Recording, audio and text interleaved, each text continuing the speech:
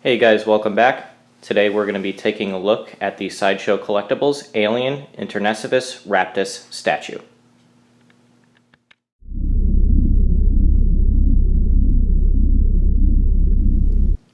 So we'll take a look at the art box first because it is pretty big, but pretty badass nonetheless.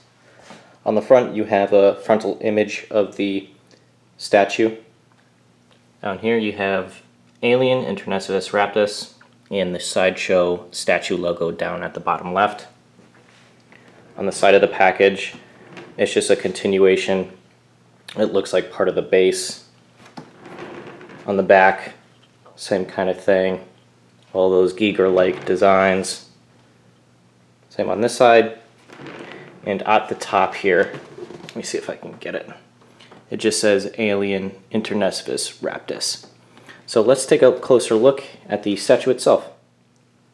Okay, I want to start off by saying that this statue is pretty tall, from the bottom of the base all the way up to the top of the xenomorph's head. I would say it's about 20 inches or so.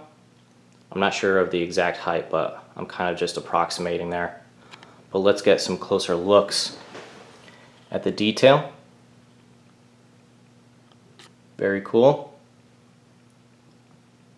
That's the head. Obviously, this piece was based off Big Chap from the 1979 Alien. You can see all the intricacies on the back of the statue, those posterior tuberosities.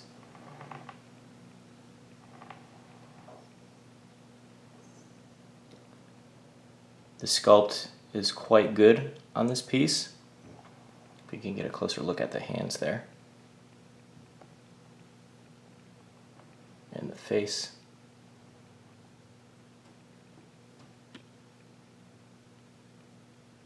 Very cool. I love how they did the dome on this. How it's transparent, but not too transparent, so you can't make out 100% of the details of the skull underneath, but you do get the eyes and the nose socket under there, which is really cool.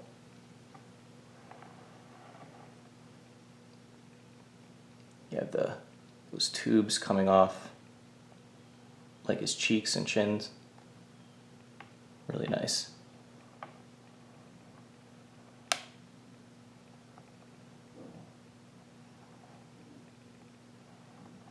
I would be careful with these elbow pieces.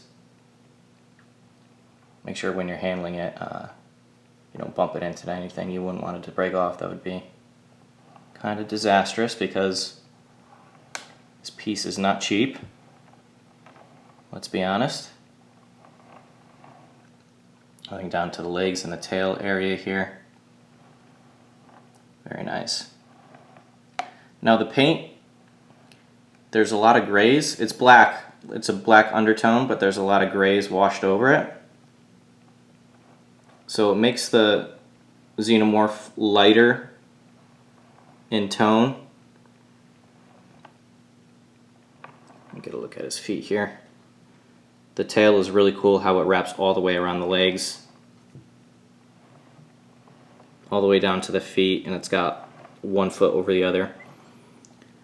Real quick before we look at the base, let's talk about the pose, because that's something a lot of people aren't really happy with this statue. I like it, but it reminds me of something very divine. Like, it's like godly looking, you know what I mean?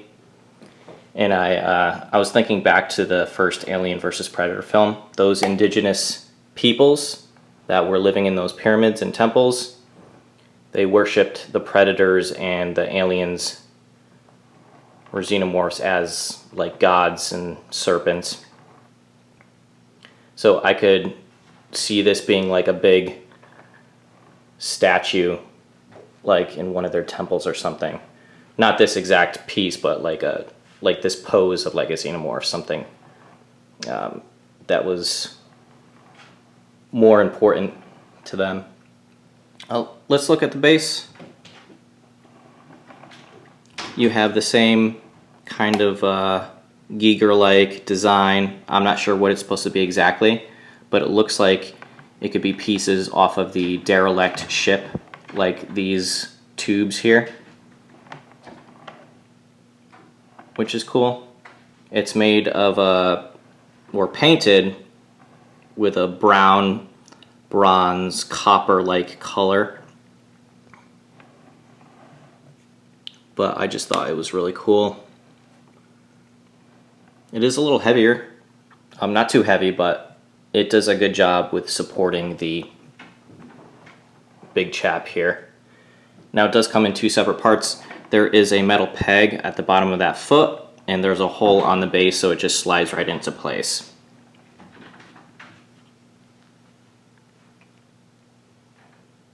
But I think it's a really cool statue. I'm really happy with it.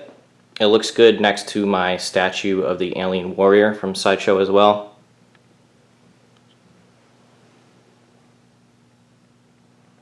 But if you're in the market and you can find it, and you like the way it looks, then go for it. I mean, that's pretty much what I do.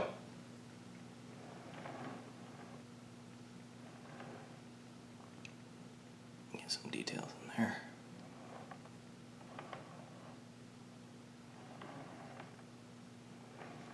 So I think that's pretty much everything I wanted to mention about this. I mean, it is a statue, so there's no posability or anything. You kind of just sit back and admire it. And it's pretty cool. Thanks for watching, guys. I'll see you on the next one.